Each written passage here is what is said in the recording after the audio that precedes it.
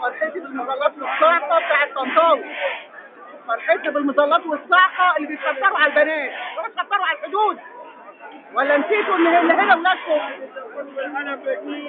يا فرحتي بالمظلات والصاعقة مصر. ده يوم اسود في تاريخ مصر.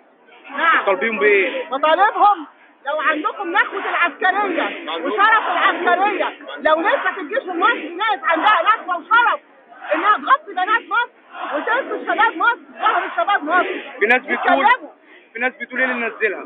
مين؟ في ناس بتقول ايه اللي نزلها؟ ايه اللي نزلها؟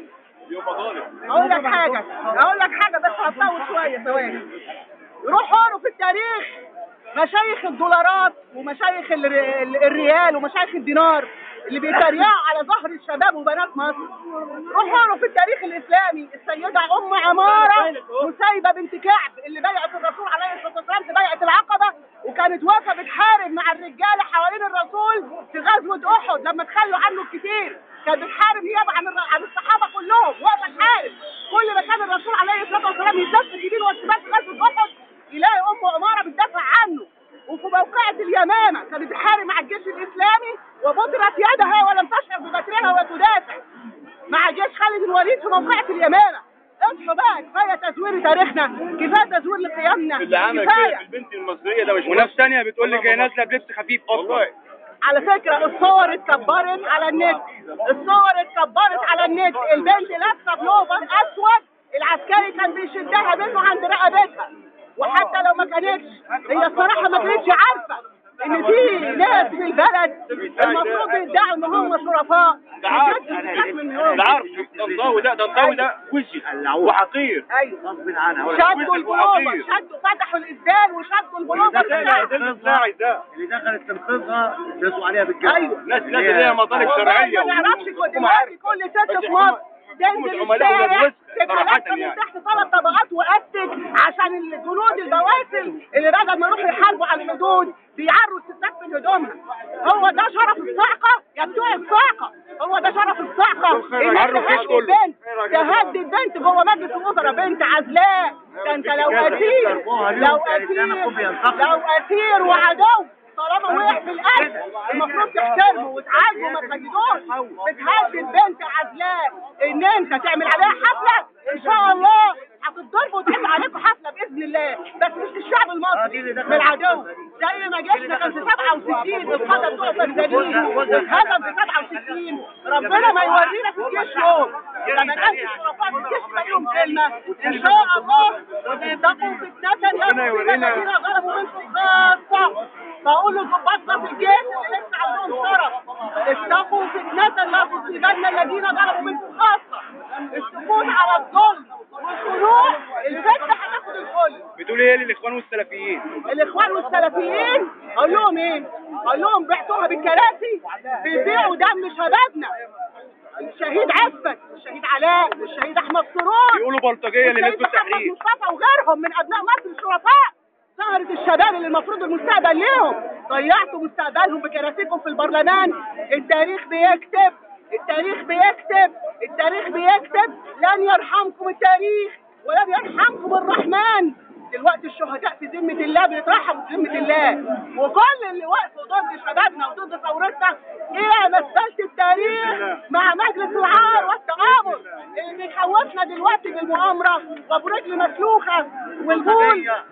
لا يخوفونا كأننا عيال، يقولوا لنا كأننا عيال يوم 25 يناير في مؤامرة. هم المؤامرة، هم اللي عاملين المؤامرة عشان يخوفوا الشعب. هم الطرف الثالث ويدخلوه القفص تاني. عمره ما هيحصل، هنموت كلنا، هنموت في الميدان كلنا، يا نعيش بشرف يا نموت بشرف. إذا كان من الموت بد فمن العار أن تموت جبانا. بعد ما تعرض بنات مصر في إيه تاني؟ يا شعب؟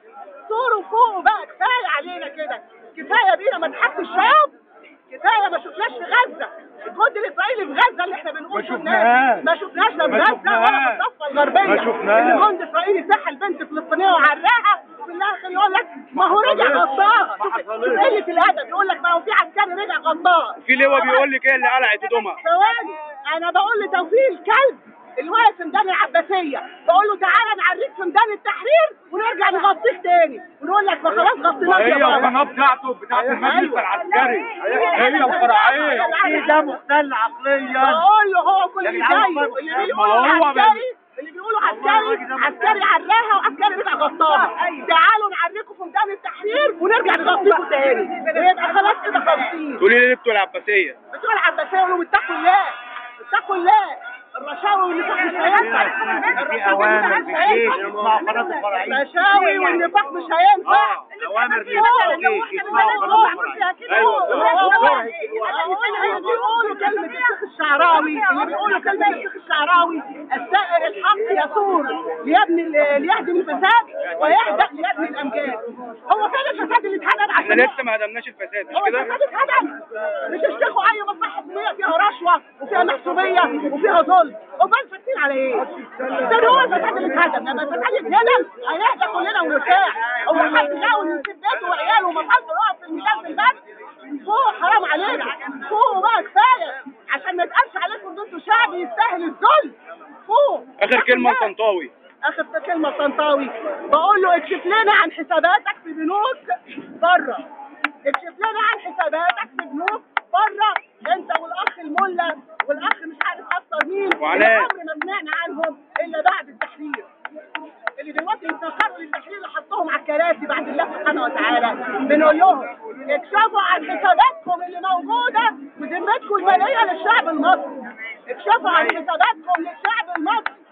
لو انتوا فعلا ما فيش على راسكم واضحه ورونا راسكم من غير الطاقيه، ورونا راسكم من غير الطاقيه، ورونا في واضحه ولا لا؟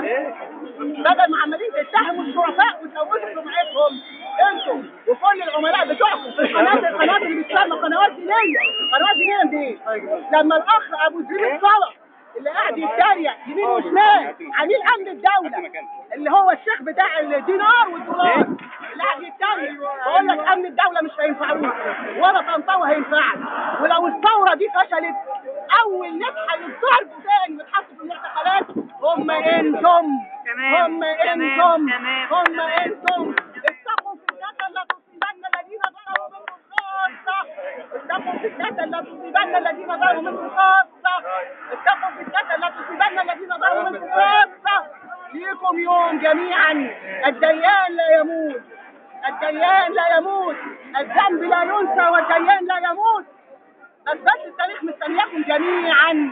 أثبات التاريخ مستنياكم جميعا. في يوم من الايام الاحرار الشرفاء هيتكتبوا في التاريخ بحروف من نور. نعم.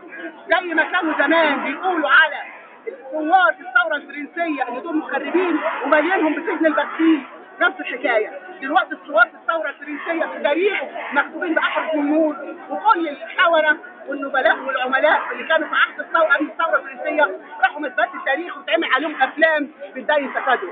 ان شاء الله باذن الله ثورة دائمة، الثورة مستمرة، الثورة مستمرة. ولو عندكم الشجاعة قدموا لنا إقرار الذمة المالية، ورونا حساباتكم إيه، قولوا لنا مبارك كان بيديكم بدل ولاء قد إيه.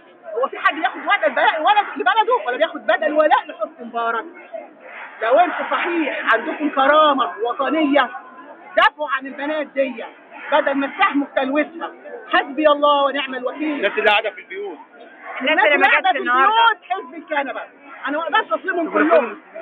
احنا قلنا رايحين كل الاخوان اللي قاعدين حزب الكنبه في البيت يا تقولوا كلمه حق يا تصمتوا خيرا لكم. كنتوا صامتين ايام الثوره، اصمتوا دلوقتي وسيبوا الثوار يشوفوا الصح.